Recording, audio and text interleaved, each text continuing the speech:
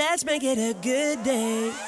Coming up today, Steven Spielberg signs a big O deal with Netflix. What does this mean for the streamer? And what does this mean for movies in general? Then, it's the stranger than fiction. Hard to believe true stories behind some of Hollywood's biggest movies, like which co-star couldn't stand working with Julia Roberts. And I've talked about this moment so many times over the years. And we found the footage. Watch as I lose it on live TV during a holiday segment with Garden Guy Dale K and my buddy Karen Scully. Here we go. Let's make it a good day. We do it our own way. Let's make it a good day. Oh, no matter what they say. Oh, yeah, yeah. Good morning, Shoreview. Good morning, ESCO. And good morning, Pine Island. And good morning to you. Welcome to the Jason Show. I'm Jace. Please say hello to my sidekick sister from another mister, an Olive Garden's Employee of the Month, Kendall Mark, everybody. She comes complete with all-you-can-eat breadsticks and salad. Breadsticks and salad? Yeah, it's all you can eat. Oh, the music You just get cut right both? off there. But you get both at the Olive Garden. Oh, it's the soup and Soup salad. and salad. Unlimited soup, salad, and breadsticks. Right. One of God's greatest creations. So beloved by all. Oh, it's so good. The OG. Yes. The OG. We were talking about that yesterday. I was with my buddy Ann Kim, restaurateur, Pizzeria Lola, Young Joni, Suki and Mimi, and of course, Hello Pizza. And I'm sorry, what's it called? Hello Pizza. And look, all kidding aside, she's a James Beard Award winning chef. She's a dynamic personality. She's a dear friend of mine. We had the most interesting conversation, and I think you guys will find this interesting. Talk about tipping, because she is a restaurateur, and she did something at Young Joni. We were there last week for Girls' Night, and my friend Jen, Lisa Lacourcier could not join us, but it was just the two of us. And the bill came, and we divided it, and Jen goes, "Oh, where's the tip line?" And I said, "Oh, there's no tip." And Jen goes, "That's right. Anne did away with tipping at Young Joni." So what they do is they just add a 21% charge, and you're done, and then you pay the bill and you leave. Now I know what you're thinking, and it's worked great. Anne gives everybody a great wage, a wonderful wage and insurance. And what it does is it kind of evens things out. In a lot of situations, not necessarily at Young Joni, but what you don't think about is the servers usually at a good place makes really good money. But now, and sometimes the cooks don't make as much as they should. Now, Anne can pay good managers, because think about, this is a thing that unless you're in the restaurant business, you don't think about. Sometimes the restaurants will want to promote managers, but no one wants to go into management because you make more sometimes serving. So this helps in that situation, and for us, the consumer, for me, it takes the guesswork out. Now, I brought this up in the radio show, and what was interesting was, and you brought this up in our meeting, was you guys are confused because a lot of restaurants are now adding like a health charge. And then there's still a tip line on the receipt, and you're like, okay, what do I do? There's already a surcharge. Do I leave more? That's where it gets confusing, and that's why I applaud Anne. She was like, I do not want a tip line. I want to make this easy for the consumer, and it was. Now, if you want to leave more, Anne said leave cash, but you do not have to. Right. I'm with Anne. I don't like the, oh, what's this surcharge? Oh, should I tip? And then it puts the server in the uncomfortable situation of answering the question, what should I do? You know? Right, yeah, it's the ones that say there's already a 20% charge. This is not gratuity. Yes. It's the phrasing that then a lot of us who want to leave a tip are like, so this isn't the tip, but it is the tip, but there's a line for another tip. Yeah. And what That's is this? Confusing. And what is this charge going to? Like, is it going for a normal wage? Normal, you know what I mean? Right. I don't know. I think it should be. I like what Anne did. Is my point on this, because I walked out. I felt great. I looked at the employees. They looked thrilled. And there was more of a team effort. I noticed that. I was waiting. I was, you know, the servers, everybody was kind of helping out everybody. Because it's not sections. It was wonderful. So bravo to Ann. Once again, Ann kicking butt and taking names. I love it. Yeah. Young Joni, Pizzeria Lola, Suki and Mimi, and Hello Pizza. Oh, and then she owns the one at the Vikings, the hotel connected to the Vikings, the Omni, too. Yep. Yeah. Let's get started, everybody. Roll it. It's time for the hot dish. Here we go.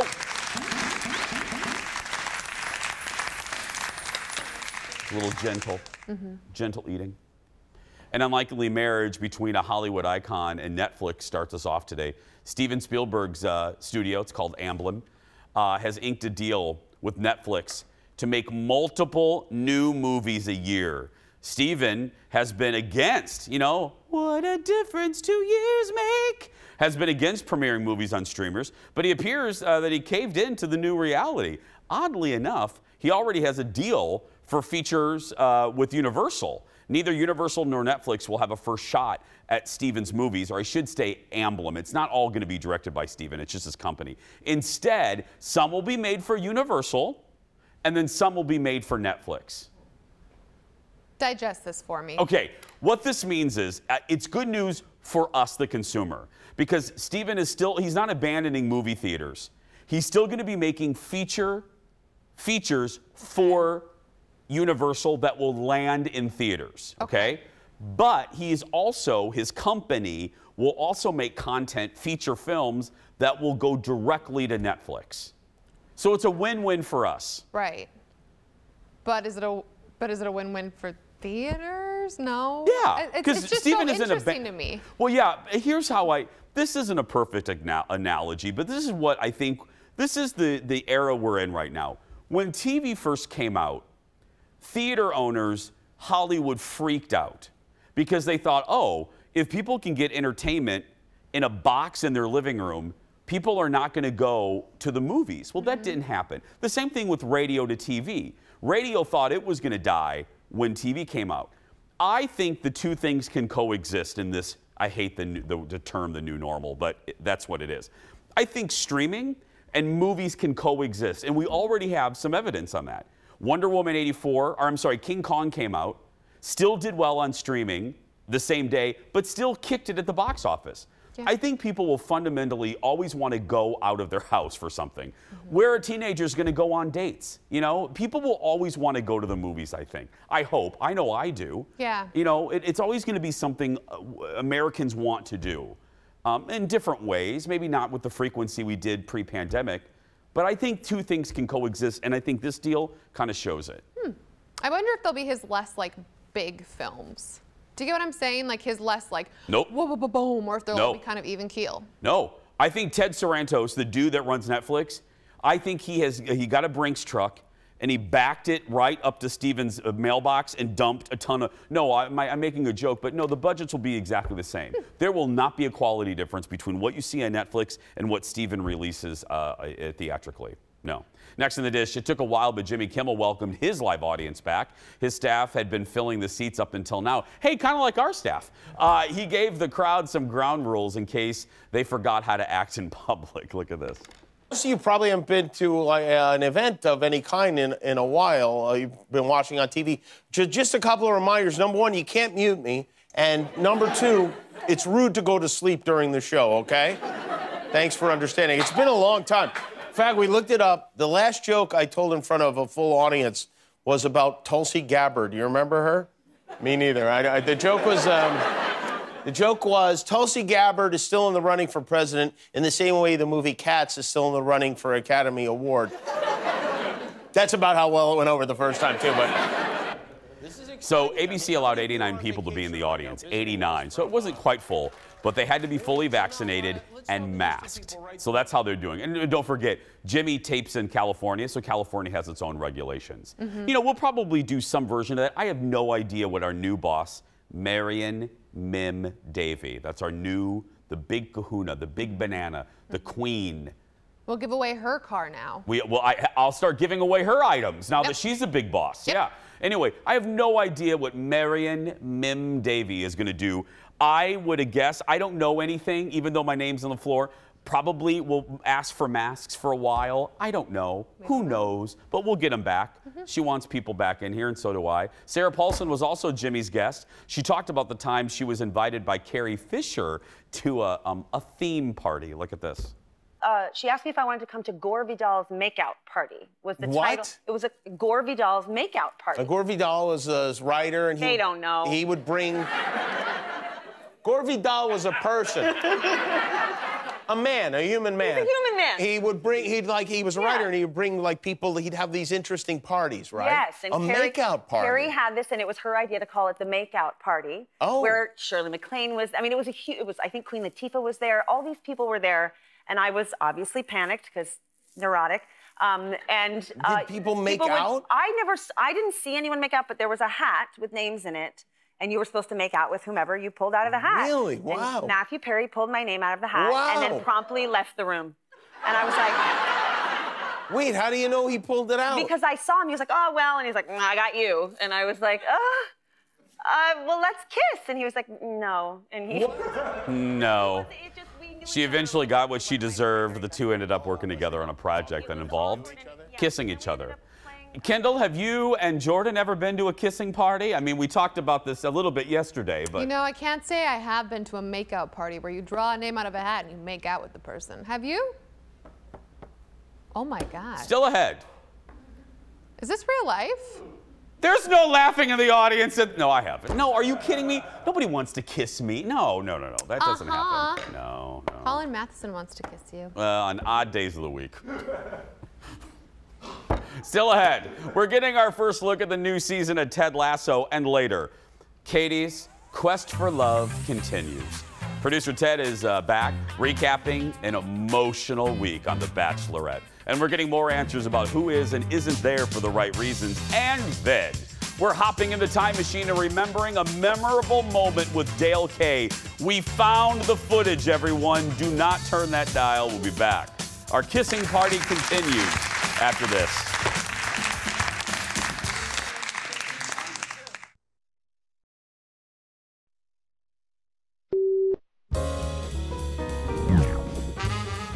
Behavior in the sky. Look, I know you've seen it, you've been hearing about it. It's reaching levels never seen before. The FAA says airlines have reported 3,000 cases of unruly behavior by passengers just this year. With COVID over, airline travel is picking up. And so are in-flight brawls. That's why we're proud to introduce United Airlines, the first airline that not only allows onboard physical violence, we encourage it. On Ignited, every seat is a middle seat, and each one has a very strong toddler kicking the back of it. Plus, alcohol. And every time you're just about to drift off, our pilots provide inflammatory updates. We've reached cruising altitude and should be arriving at our destination on time. Also, that guy in the seat ahead of you just said something horrible about your mother. Are you gonna take that? Are you? And alcohol. Ignited Airlines. Flying the unfriendly skies on Colbert last night. It's true. You know how I feel. It gets me riled up. Oh, it gets me riled up. It's my new thing. Well, I have three big things that it's a burr in my saddle. Left lane drivers? Okay, can you name all the top three things that irritate me? Slow left lane drivers, people who don't tip, and people who kick the back of your seat or talk during movies. You're close. Slow left lane drivers, Jeff, and just joking. Graffiti. Oh, like that was not on my on list. businesses. Drives me nuts. Drives me nuts because I feel bad for the business owner. I get it. I love murals. I get it. Not on businesses. And also, people doing that on flights. Rude. Don't beat up flight attendants. And the Rude. fact that I have to say that drives me nuts. I think there should be a special island. Everybody that does that on a flight, you never get to fly again, and you're sent off to an island with just all of those rude people together. And then they eat each other. What? And alcohol. How do they get there? They have to fly on a plane. They They have to fly on a plane all together so they fight with each other. Yeah, that airline. It's like Lord of the Flies. Yeah. I think America's with me on this one. Yeah. More late night. It's the end of an era for a late night mainstay. This makes me sad. Conan's final week of his TBS show. Conan has been in late night for almost 30 years. 28 to be exact, taking over for Letterman on NBC in 1993. And then for a short stint at The Tonight Show, don't get me started on that either, before leaving for TBS, where he's been since 2010. Thursday's finale will be a 1-hour finale, and his final guest will be Jack Black. He is then going to move over to HBO Max and do some sort of great show over there. I'm not going to repeat myself. You know how I feel about Conan. I am a Letterman guy. I think Conan was, I think NBC should have given Conan more of a chance to grow into The Tonight Show. It takes a long time to kind of find your groove. Look at Late Night with him. It was a disaster in 1993. Nobody knew who Conan O'Brien was when Lorne Michaels picked him to do Late Night. You're following David Letterman. Nobody, Conan was a writer on SNL. This would, and by the way, that would never happen now. A network would never promote an unknown like that. But look, and then they gave him time to create his own version of Late Night. I love him. I can't wait to see what he's going to do. I hope it's kind of something like the David Letterman bit that he has on Netflix, My Next Guest. Yes. Yeah, I think that, something like that. Should we acknowledge the elephant in the room? So one of the things we get, this isn't a mailbag segment, but one of the things I get emailed about the most, other than me being too snarky on some days, is why doesn't Kendall have a chair? Why do you get to sit down and not Kendall? We've answered this 100 times. The truth of the matter is, to be blunt, it's a production choice. That's the sidekick position. But most importantly, I prefer to stand most of the time. Will you please will you explain to the folks why you are sitting today? Well, I might have fallen down the basement stairs last night. You might have. The rumor has it, Adele, that there was a tripping accident. Yeah, I was wearing, this is the problem, I was wearing my husband's slippers because it was kind of cold, remember? So I had slippers on and I was holding a salad and a kerfuffle There's that salad happened. again. I love that you've told the story. I love that the salad is part of the story. Because the salad is integral, because for whatever reason, my subconscious didn't want to drop the salad, but it would let my rib cage take the blunt force of the corner of the stairs. Bottom line, all I care, are you okay? And are you going to go get it checked out? I think so. My mother is probably watching. Yes, Mom, I will go get it checked out. She's like, are you in the emergency room yet? I'm like, no. Oh, I'm sure Dar's going to text in a minute and say, get her checked out. Forget your mother. I know. There's a giant cut on my back, and it's a little difficult to breathe. There's so a cut we'll see. Okay. But bottom line, that's why you're sitting today. It is. I've got minor rib issues. But you don't like it. No. You do not like it. I feel very get it. uncomfortable. I don't like it. But I think you look beautiful. Thanks. Next in the dish, the first black bachelorette in franchise history is opening up about why she cut ties with the show. In a piece she wrote for Vulture, it's also in New York Magazine. The New York Magazine cover is so good. The title is, Oops, I Broke the Bachelor. That's right, girl. She talked about her decision to apply for the show and feeling like she was part of change, but then she said she soon felt like, in her words, the token black woman. And the one major storyline was Lee, who was a white guy who had a racist history on Twitter. And there weren't enough people of color on the cast on that season. Rachel Lindsay said after her season, things got worse with the franchise, obviously culminating with Chris Harrison's ugly breakup. We could spend 20 minutes, as Ted and you and I have talked about, this story. You should read the whole thing because she does not hold back. She goes into detail about the franchise that we've never heard before and how difficult it was for her, feeling very alone. Right. Very alone. And at the one moment that really struck out, we always knew that a lot of this crap is produced. We always knew, oh, they're not going to get rid of that person because that person causes trouble. But the line in this that I was like, I read 3 times, a producer came to her and said, you cannot eliminate the black man. And she goes, well, I don't want to keep him. She goes, no, we need.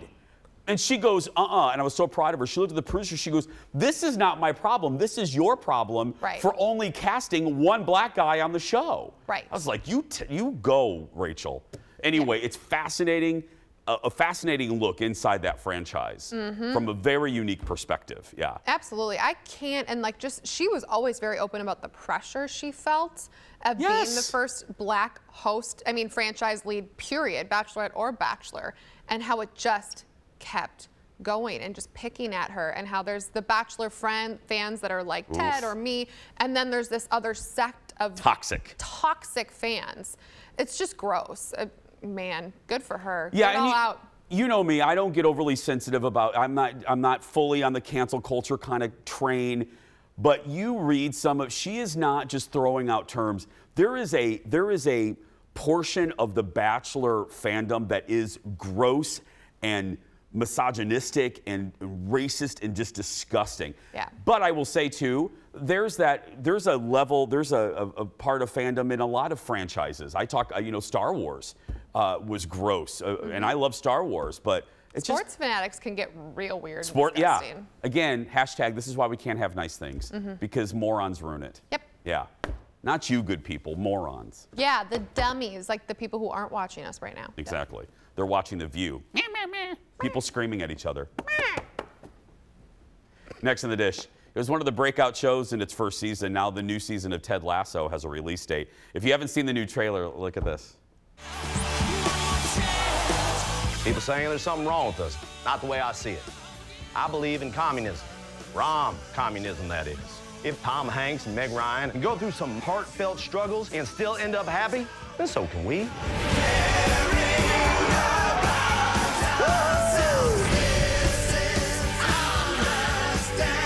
This is our turn to make history, and I believe we're going to do just that. To the family we're born with, and to families we make along the way. To Richmond!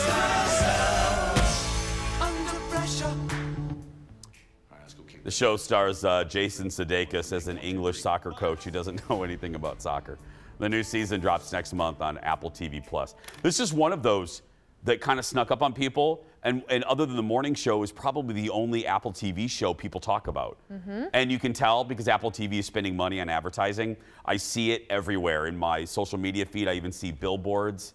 So that you can always tell when a network puts money behind something. Yeah. Or, billboards. That's why we haven't had billboards in about 4 years. No, we have billboards right now. We do. That explains it. Yeah.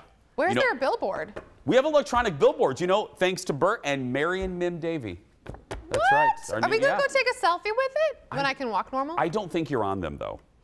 I'm just joking. You're on there. You're on one version am I? of them. I mean, I wouldn't be like offended. Is she not on there? Oh, yeah. I don't know. I think your head's like this big. You're waving. I think it's your hand. And like this? Yeah. Yeah. But no, we do have them. We have electronic billboards. Cool. I know. Someone take a photo. It's fun. I got to tell you, this is a real honest moment. Been on TV for 20, whatever. Jeff, how long is it? 22 years? Yeah. It still makes me smile. Just being real. It's fun. Cool. You look up, you're like, look at my big old head. Yeah. And my head should never be that big. Did I ever tell you about the time that for 1 week I was in Times Square? Like I was on a thing in Times Square, my face talking. Do I ask her? Do I dare ask? Yeah. Why? It was for the drone company I worked for. They did like a 1 week thing. They spent a ton of money on it. And I was one of the faces that was talking to you for like 3 seconds. My mom and I stood there for 2 hours and just watched it loop. That's cool. I'm so proud of you. I'll show you That is awesome. sometime. Yeah. Please. It was cool. I thought it was going to be like for some commercial that you didn't know you were signing up for. And No. Here's for, hemorrhoid relief, or something like that. No, yeah. but that would have been so great. No, Mom and I wish it flew would have in been. for 24 hours and just watched it loop and then flew back home. I'm so proud of you. That's great. I want to see the video. Okay. We'll show you to you too. We're going to take a break, dear friends. Go get some more coffee, orange juice, or some decaffeinated Sanka, and we'll be back after this.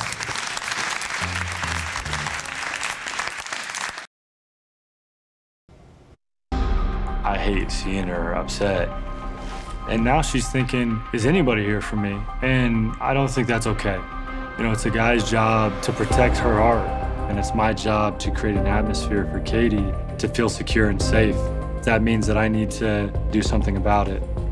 Mike P. Mike P, will you accept this rose? Absolutely.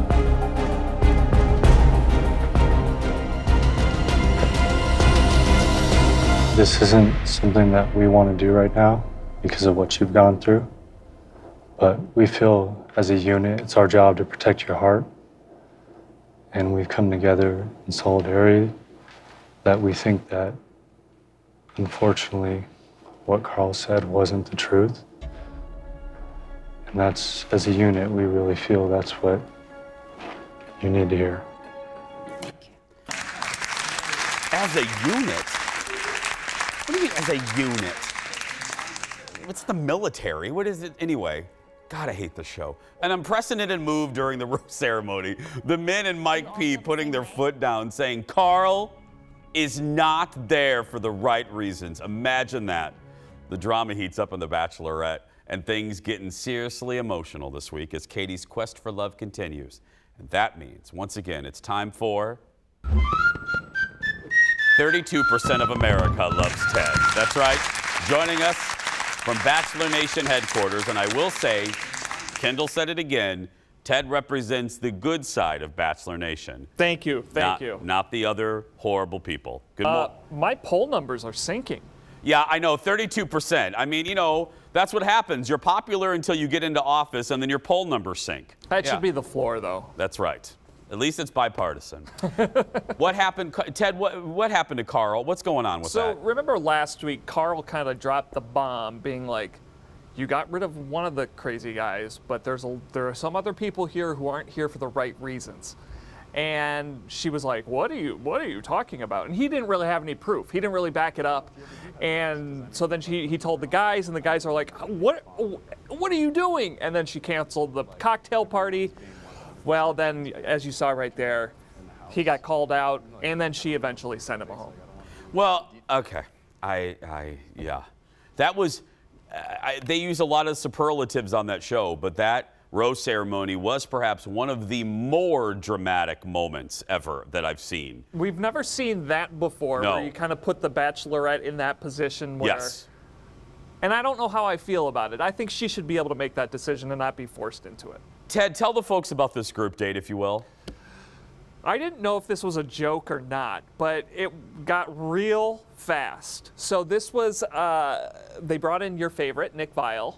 Oh, yes, I love Nick. And so this was group therapy almost. So we had them all sitting around, and they had to tell how they maybe wronged women in the past.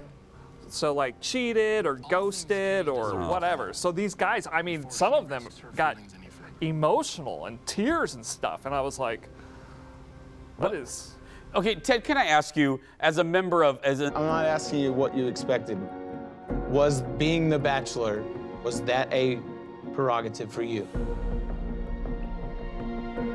Okay.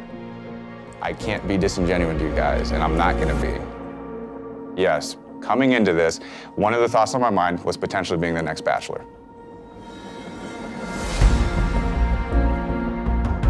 Okay, well then that explains a lot to me. Okay, Ted, can I ask you, as an esteemed member of Bachelor Nation, do we want to see this therapy stuff? I mean, nothing against therapy. I have a therapist, but I'm just saying, do we want to see this on The Bachelorette? Yeah, no, and I don't, and if this, I mean, this is one of the first dates, you know, and when you're courting a significant other, I don't think you drop details like that right away. And and you're forcing them into weird, uncomfortable positions. You know, last week we had, you know, tell her how you're going to be a great lover. I mean, come on, let's save some of this for later on in the season when we, you know, really pull out the heartstrings. So there was a one-on-one with Michael. What happened? He got emotional? Right, so he got emotional. I want to go back to that last clip. So Thomas is the new Carl. They're calling him out. He made the cardinal sin of saying he wants to be there to be the next Bachelor. So now he's toast. He's done. He's toast, because now he says, you know, I came on this show to be the Bachelor. Right, regardless of how he feels about her now, it's over. Basically, he said the soft part out loud, Ted. Right. So Michael, you know, I kind of like Michael. I didn't really know who he was before. They went like riding a four-wheeler or something, which she crashed right before their date, but he didn't know that. But he's got a child. And he opened up about his wife and love of his life.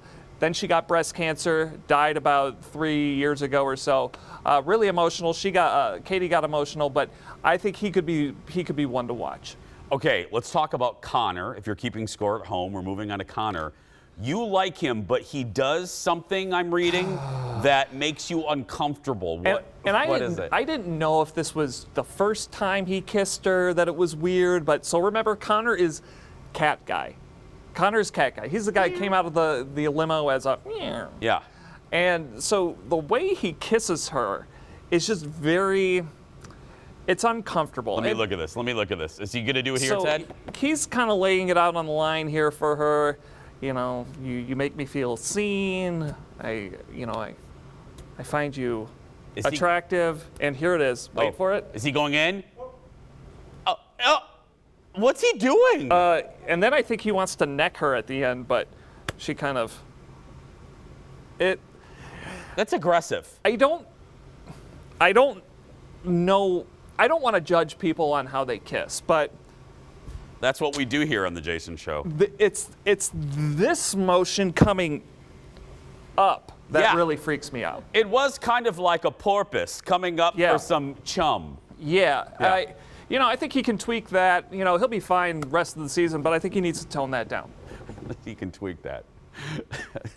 Words to live by. Thank you, Ted. The Bachelor, Bachelorette over there on another network. When we come back, two things. Movie moments, behind-the-scenes stories of some of the biggest movie moments and movies in general. And then a little bit later, oh my goodness, it's a blooper I've talked about many times. You're going to see it when we come back. Back in a moment.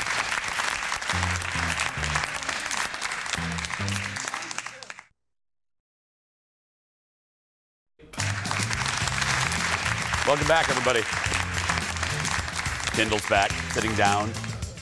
And I knew it. My mother texts, tell Kendall her mother is right. Go get an x-ray or MRI. Quote, mother knows best. Yeah. Thanks, Star. Yep, go to the doctor. Go to the doctor.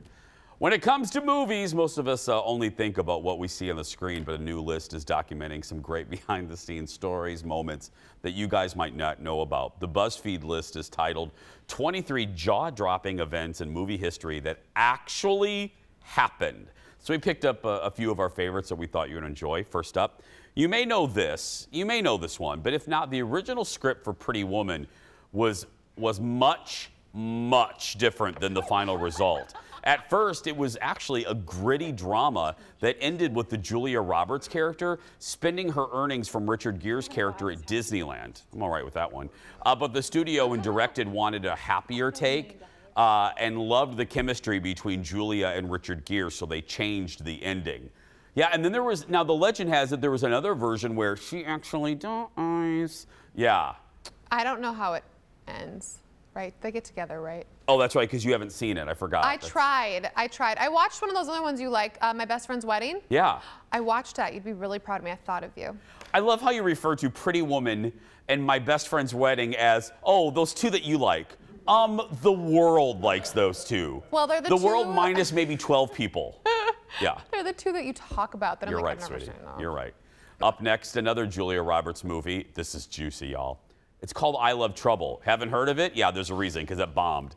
It starred Julia at the height of her popularity, but the romantic comedy bombed big time. The issue was Roberts and co-star Nick Nolte legitimately hated each other. Now, this isn't like, oh, rumors. They hated each other. It was so bad, the two shot scenes with a stand-in instead of each other. Holy good wife.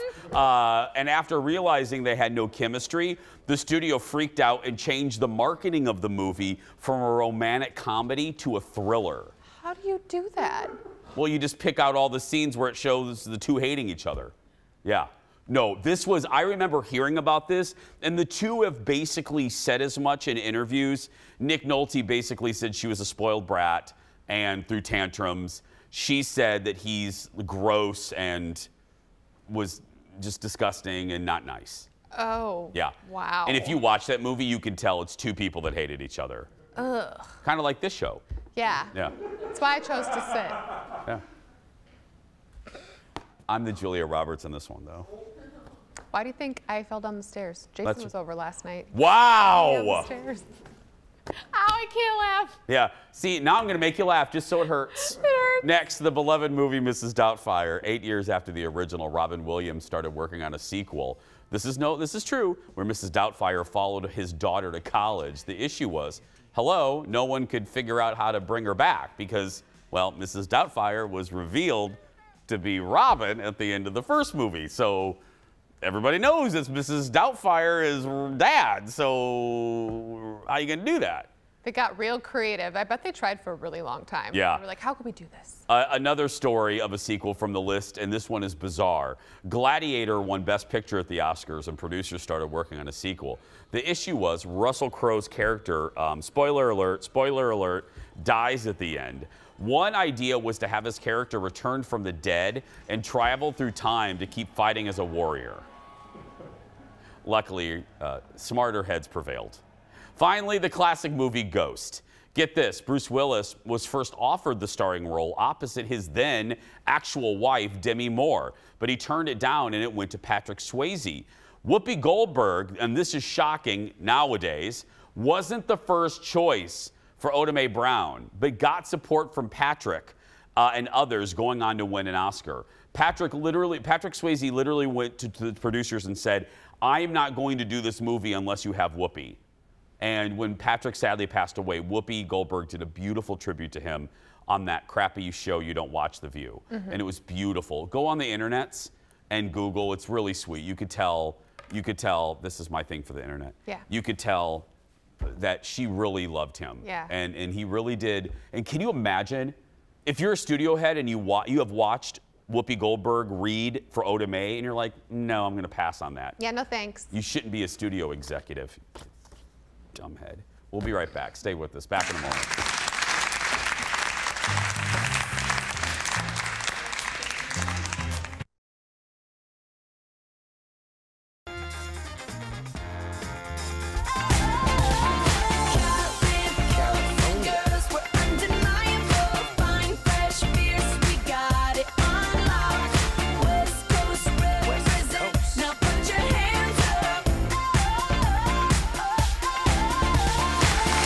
Welcome back. We love a good flashback. Here's one for you. The year 2010, when Katy Perry hit #1 with her summer anthem, California Girls. It spent 6 weeks at the top of the charts. I still love that song. Still good. Oh, welcome back. Well, there's a reason why we're throwing it back to the year 2010. Later in that year, I was part of a segment on the Fox 9 Morning News that I still think about. And thanks to the Jason Show research team, we found the segment. Where is it? Where's the oh, give me the DVD, Jeff. You don't have. We found the segment on DVD. And I will tell you, I've talked about this over the years, and we thought it was lost. But this is the actual DVD that we found, we call it air checks. This, we never thought we would find this. It's a literal DVD. It's a literal DVD. It was Thanksgiving Day, and back then I anchored the news. I did the 4:30 news, and then I did the buzz. I was anchoring the morning news with my buddy, one of the best anchors in the Twin Cities, Karen Scullin.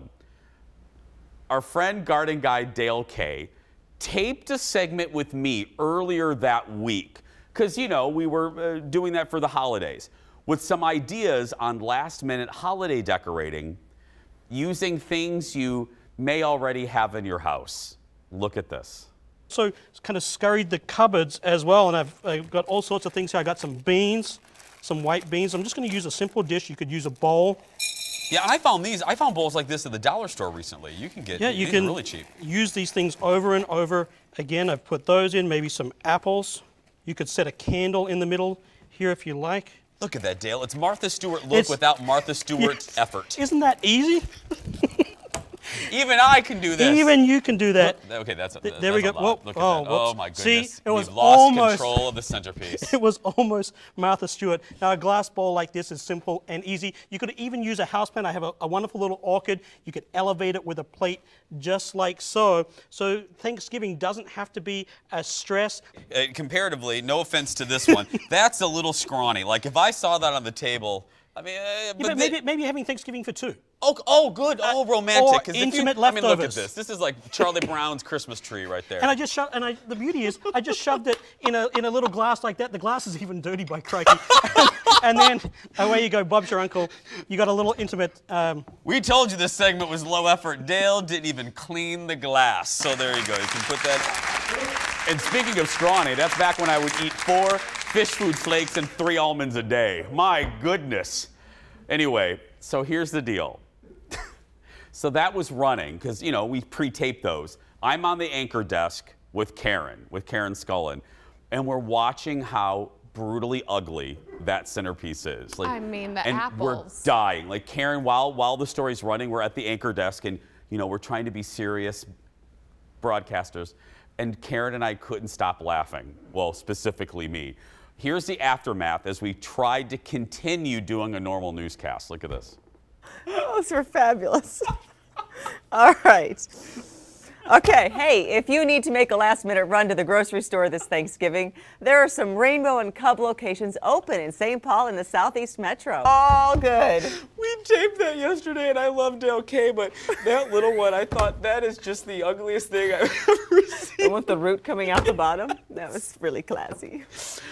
Oh, okay, okay. Forget camping out or waking up early for Black Friday. Holiday deals are available right now for online shoppers. That's right. Oh, Are you okay? I'm okay. That was just, I love Dale, and he knew. And then he offered up slightly spoiled fruit as the centerpiece. Hey, we love you, Dale. But the whole the segment. rotten apples with a candle in it. I'm thinking somebody might catch on. No, but God bless them. The whole point was to use things, in your house that you have, and maybe you have some spoiled fruit.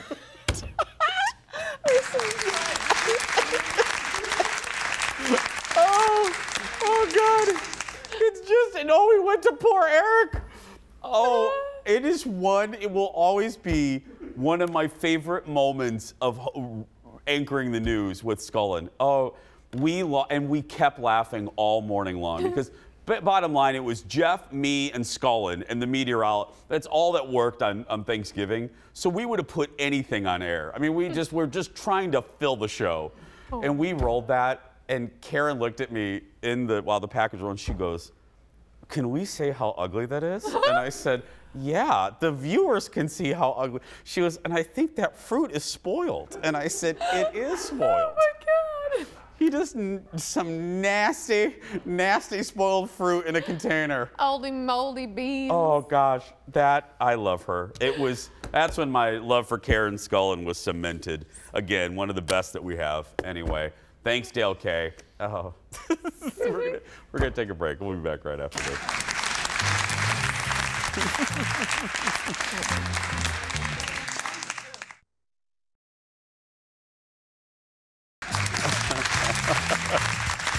Oh, my buddy Karen Scullin turned on the show too late. She just missed it. Well, there's a replay at noon. Are we still at noon? Yeah. Or did Mary and Mim Davey change that already? Yeah. Get out of it. Get that crappy show out of there. Anyway, you can stay connected with our show on social media. Check us out on Twitter, Facebook, and Instagram. Just search for Jason Show TV. And our personal accounts is too, Kendall Mark and Jason Matheson. You ready for today's question? Am I ever? If you went to the Olympics, what would your sport be? Interpretive swimming. We'll be right back with that answer right after this. Stay with us.